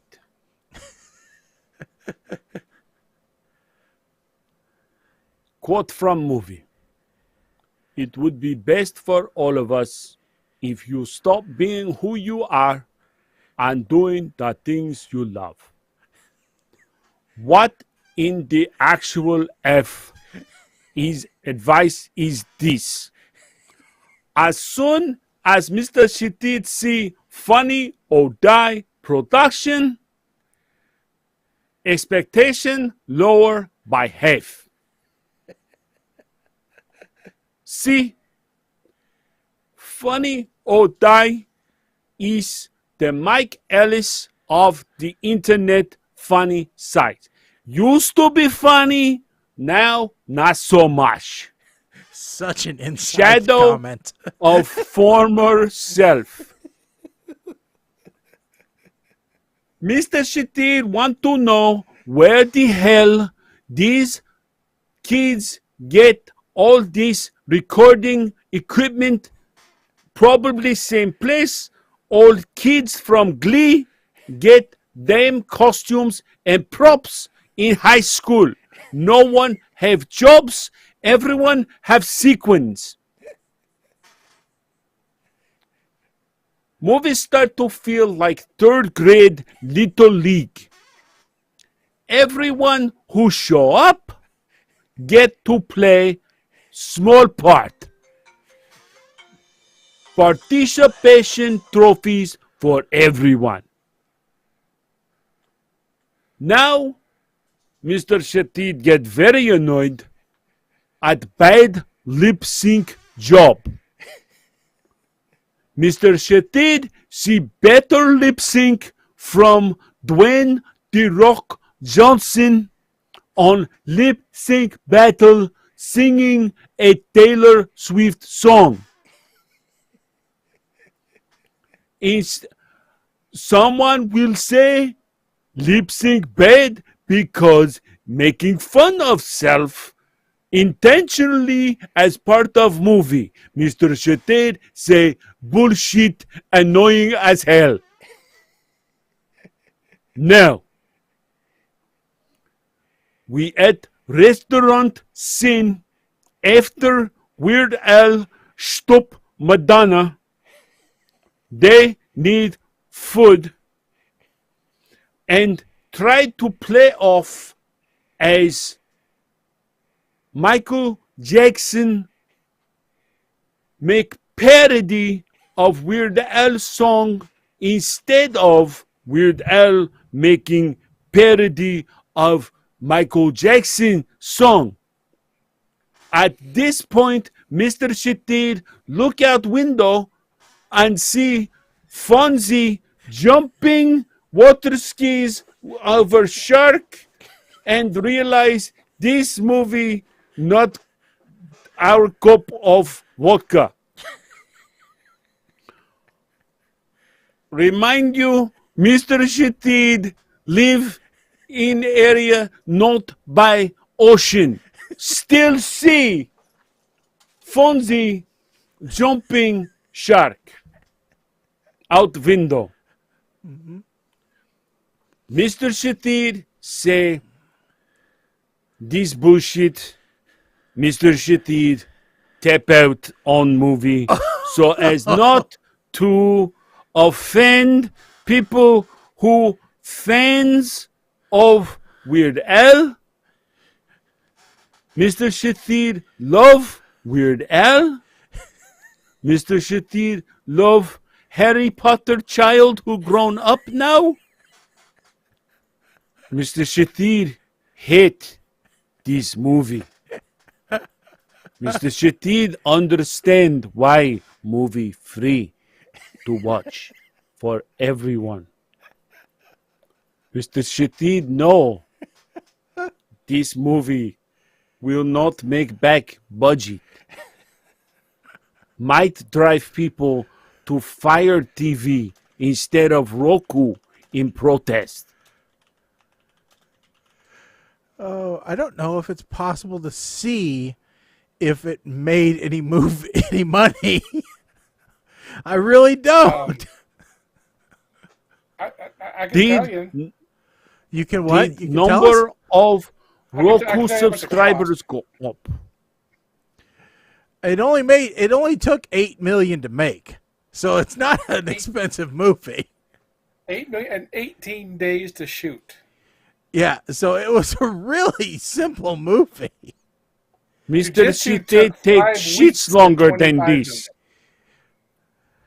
Yeah, I mean, you know, some of the movies that Bruce Willis was in for half a day took longer to film. And the number of cameos, oh my God, the number of cameos in this was ridiculous. Jack Black was in it. This where Rainn Mr. Wilson. Shite say, like third grade Little League, everyone show up, everyone play.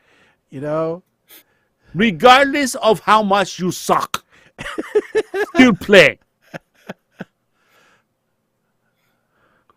Bassist from Queen. Normally, actor good. This movie want to shoot him.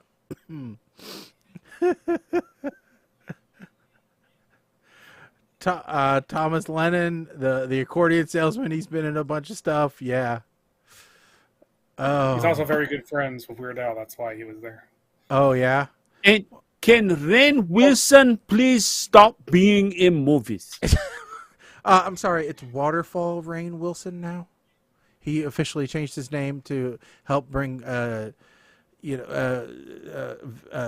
recognition to climate change. The Mr. Shit now Mr. Ice Sheet.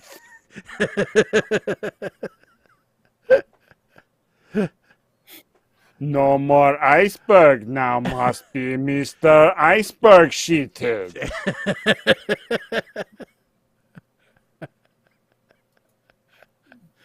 Yeah.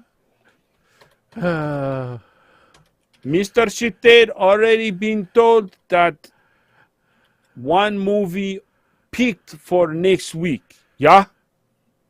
Yes, because we're gonna watch the Christmas Story.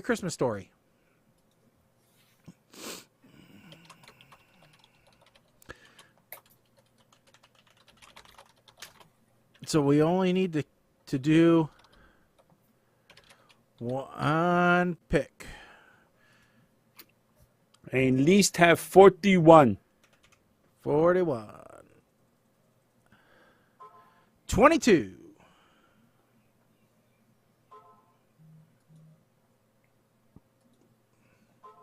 Look like Hot is Freebie. Army of One.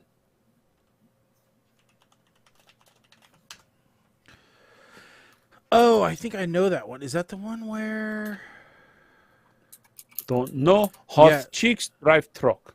out hiking special forces Brenner Baker stumbles onto a cartel's compound. Her husband's killed and she's left for dead. The cartel made two mistakes, killing her husband and leaving her alive. They won't live to make another. Is there no other Christmas movie on this? I don't know. Is there another Christmas movie? There is. I mean, the Will Ferrell movie one might be a good one. Oh, to watch. Spirited? Yep. The one with Ryan Reynolds?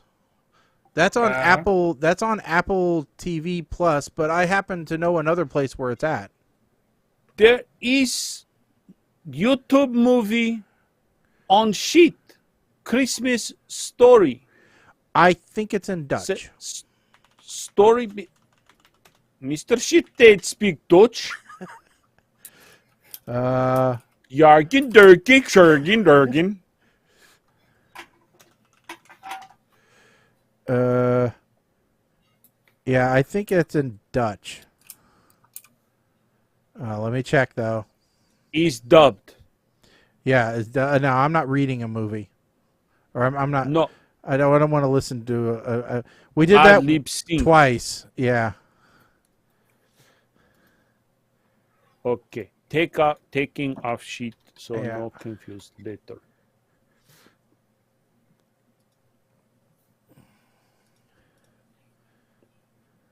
Okay.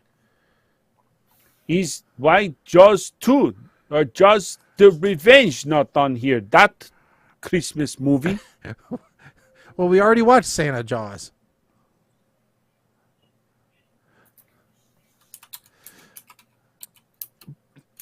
But the other movie that we wanted, I don't think it's out yet, is it? The other Christmas movie that we wanted, the Fright Night or Revenge Night or whatever it is, that one.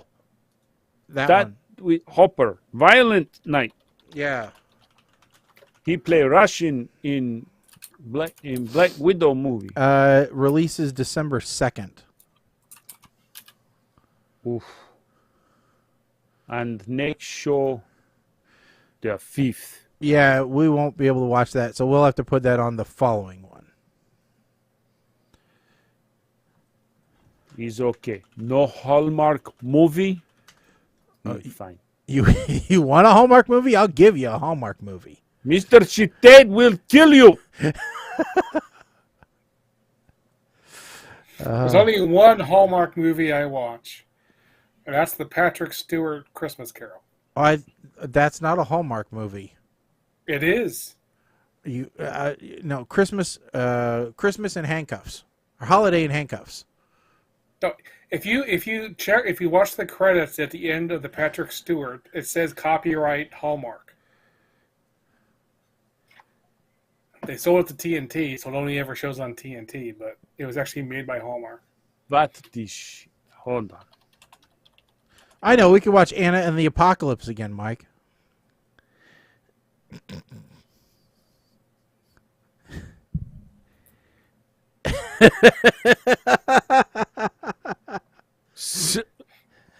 You say it again. Say it again. Then look in mirror and say, Mr. Chitate 5 times. And turn around. I will be there.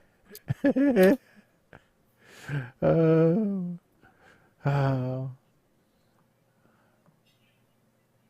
Oh, okay. Other things say Hallmark-ish movie, but not is about man come home from war. Oh. Why isn't there another Christmas Chronicles 3 out this year? That's the question. Their movie on why peppermint, not Christmas movie. That sound Christmas. I don't know. All right, so as of right now, at least, it's going to be Army of One and A Christmas Story Christmas. Oh, do we want to talk about or watch the new Santa Claus series? I'm waiting for them all to come out. Good point. Yeah. They all come out, then Mike can binge, so Mr. Shite don't have to watch. All right. Okie doke, folks. I think that is going to be it for this evening. So I want to thank everybody for listening. Thank everybody for tuning in. Don't forget to tell everybody you know about the show, how awesome it is, how amazingly attractive all of us are, and how utterly entertaining we are.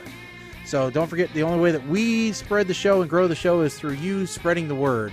So check us out, like us, share us on all the social media platforms: Facebook, Twitter, Instagram, Twitch, all that fun stuff.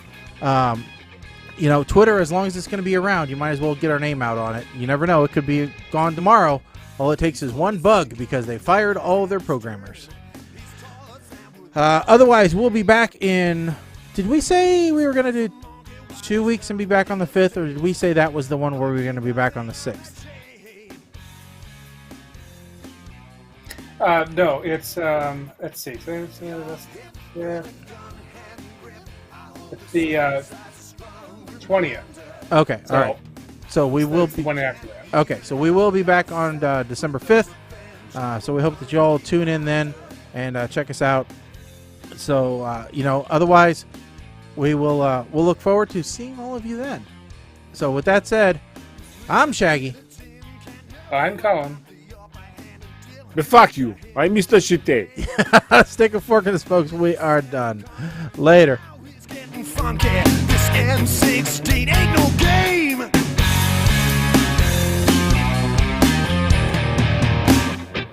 You're hit with a gun hand grip.